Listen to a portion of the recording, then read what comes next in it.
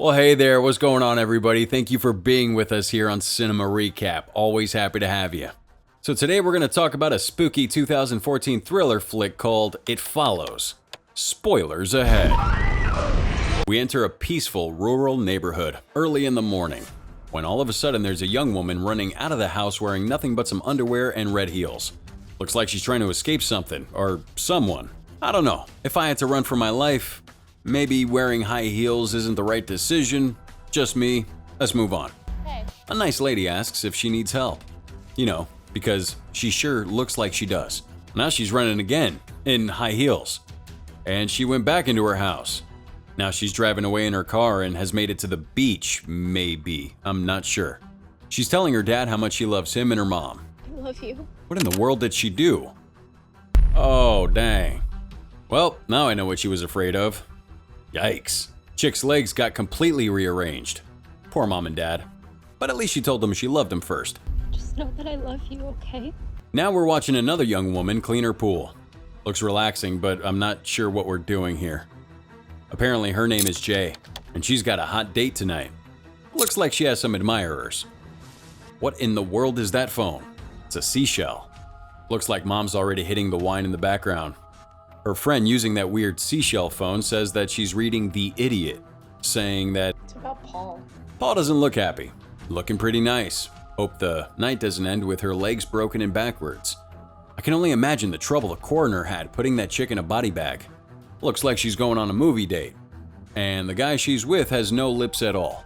She tells him about a game that she and her sister used to play where the two of them would people watch and choose someone that they'd like to trade places with. Who'd you pick? Him. He plays the game with her and says that he'd like to be the little boy that's with his family, just because he has his whole life ahead of him. Plus, at that age, you can go to the bathroom anytime you want. Mr. No Lips tries to guess which person Jay chose to trade with, and he suggests the woman in the yellow dress. Only there is no woman in a yellow dress, and he proceeds to act super sus and wants to leave. Jay's confused, but goes with it. They're just eating dinner at a restaurant, so I'm not sure what that means. Then it focuses on a guy casually walking outside. Is he important? I can't tell. Jay tells her sister about her weird date the next day. I was acting kind of weird last night. Now I'm having a hard time trying to figure out the decade this movie's taking place. I mean, they have these weird cell phones, but this dude's also washing some old-ass station wagon and... Oh, don't forget about the weird synth music. Now Jay and No Lip Guy, or Hugh, are at some lake or something, and things start to get a little steamy. You know how those teen romances go. Now when things are over, Jay told her guy about how she always imagined being older. It's just she probably didn't expect that same boyfriend to do what he did next. Jay wakes up sometime later, tied to a wheelchair. Hugh proceeds to tell her that he's sorry, and that he won't hurt her. Really, bro? After you just chloroformed her, tied her to a chair. It's literally kidnapping. He then tells Jay that he gave her some spooky STD that's going to follow her around. Bruh. If you got an STD, knowingly giving it to someone, well, he starts describing something as an it. Who is it?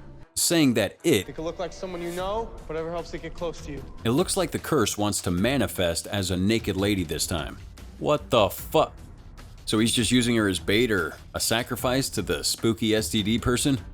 He tells her to just pass it along to someone else. That's mature. At least he took her away from the place. I guess he needs her alive or it'll just stalk him again. Well, these kids must seriously have nothing better to do. Old maid on the porch. Wait a sec, did Clamshell Chick just pocket a card? Hugh drops her on the road in front of her house and gives her more words of wisdom to deal with her new stalker and STD. Now the cops come to talk with Jay, Hey, you never seen the woman before. considering she was still tied up when he left her in the street. Because that never looks good. After investigating, they probably won't find anything though, like usual with these cases. It's pretty obvious that Jay is traumatized. Who wouldn't be? Talk about some weird ish to deal with. Jay's in class now, when she notices an out-of-place old woman walking across campus. Pretty obvious that she doesn't go to the college, and no one seems to think that Granny in her nightgown is strange. Maybe time to run? The young man that was washing his old station wagon seems to be paying attention to her a lot. Foreshadowing a future ally, maybe? Hope so, because she needs all the friends she can get. Are we looking for exits, Jay? Because she's right behind you. Please run away from her. She's creeping me out, and that music isn't helping. Jay meets up with her sister Kelly and friend Paul, and they tell her that her STD curse is some BS. Yeah, because it really sounds like BS, but Jay doesn't want to end up on a beach with her legs snapped in half. I could stay over tonight if it would make you feel any better. Both of them? No. Dang, no love for Paul. He's just trying to help. It's alright, man, you just in a friend zone. More foreboding synthesizer music again. Maybe this curse is from the upside down. Paul and Jay have a cute bonding moment over a really old crappy TV series. Again, what decade are we in, man? You kissed your sisters, that's kind of gross. Looks like Paul was a bit of a player and kissed the sisters when they were kids. Awkward, now that he can't seem to date either one of them. I'm with Paul. The fuck? The heck was that? Paul checks it out, and it was a window in the kitchen that had been broken. And that creepy music goes on as Jay tries to figure out if it's her stalker. Stay on the couch. Okay, or don't. Jay decides to inspect the kitchen, alone of course. And what does she find? A very bizarre image, that's what. Some lady with one boob out, missing teeth, and she's actively peeing on herself. Whew, that's not cursed. I don't know what is. In a panic, she goes to her room. I'd panic too. That's messed up. Thankfully, she has a balcony to jump off if she needs to. Maybe should have actually listened to Hugh when he told her to always have more than one exit. Doesn't seem like anyone's gonna believe Jay since no one can see this creature. Being a victim of some effed up curse isn't easy. Oh, it's Yara, the only girl with a cell phone in the whole movie. My God, what is that? It's a giant man. She panics and runs again. She hops on a bike and takes off to a nearby park. Thankfully, her sister and friends and even station wagon boy come to help her. She's got some good friends, I'll give her that. I need to find him. So, is finding Hugh the answer? They proceeded to drive around until daylight when they found the house that Hugh supposedly lived at. Apparently, no one's going to sleep tonight. Ugh, looks like a crack house. Well, it's a little clear that Hugh was staying there with the bottles and cans set up on the windows as an alarm. The place doesn't really get any less dilapidated and gross than that. All the way down to the playpen magazines and wadded up tissues. Paul finds a picture of Hugh with a girl wearing a Letterman jacket from a nearby high school. At least it's a lead. Somebody's gotta know his real name. So the kids head to Lawson High School to find out Hugh's name, which they discover. Not Hugh? Jeff Redman. Whoop, I spy the curse coming towards her. Thankfully, it's not a naked lady or a half-naked one peeing on herself. They manage to find Hugh, aka Jeff's house. With Jay's friends there, he tells them about the curse and how he picked it up from some one-night stand at the bar. You just sleep with someone else and tell them to do the same thing. Alright bro, I mean, she's gonna probably feel bad about it, unlike you. I'm sorry, you guys need to get the fuck out. Honestly, Yara passed out, snoring, with food in her lap, such a mood. I aspire to be this carefree while trying to break an STD curse. I guess the station wagon guy is named Greg. Turns out, good old Greg has some cabin in the woods that his dad used to take him when they went hunting. Although cabins in the woods are kinda creepy, no? Well, thankfully, this place kinda looks nice, and has a great view of the beach. They set up their beer can alarms on the window and finally get some sleep. Looks like Greg wants to give Jay some shooting lessons. Why am I getting the feeling that these two boys like the same girl? Uh-oh, who the hell's waking up? Is that Yara? She's in the water though. Well, if they didn't believe before, they certainly will now. See, now we know that other people can at least touch them or hit the curse with a lawn chair. Greg was off taking a leak when the chaos started and the four of them ran into a shed. Jay finds a gun and shoots that creepy slow-walking Yara not Yara and eventually lands a shot. She then falls and gets back up. Obviously, bullets aren't gonna help here, Jay. Greg tells him that there's no one out there. There's nothing out here! And disappears. That's when the curse decides to manifest itself as a creepier image of the neighbor boy who watches her all the time. More running. Jay jumps into Greg's station wagon and takes off before she wrecks like an idiot. Then she wakes up in a hospital. Probably not a great place to be stuck at when you're trying to run from a crazy-ass curse.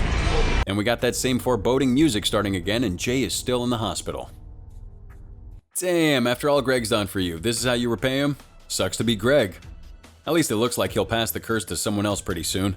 I think Paul's jealous. Apparently Greg knew that this would happen. I mean, he's seen the calamity that she's been going through. I believe you. I just don't think it's following me. Well, you better hope it stays that way too, bro. Jay's still not trusting the curse is gone and keeps herself locked up.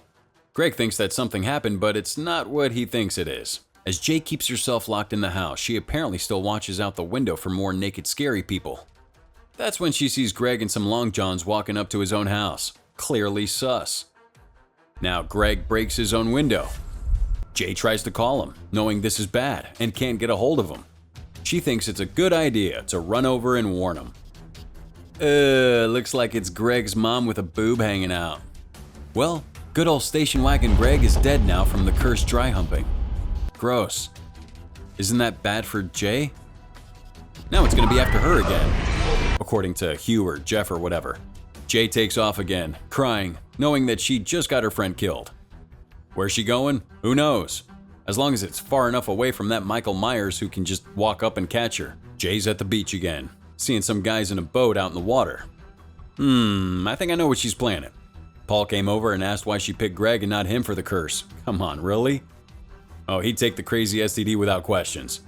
Seems silly, but, you know, it shows how hard he has it for Jay. Do you remember where we were the first time we kissed? Now they decide it's a good time for another road trip. Sounds like they're going to a pool. They must have some kind of plan. They brought suitcases. Damn, this curse is just horny. A naked man on the roof? Why? Did she not sleep with one of the guys on the boat? Who knows?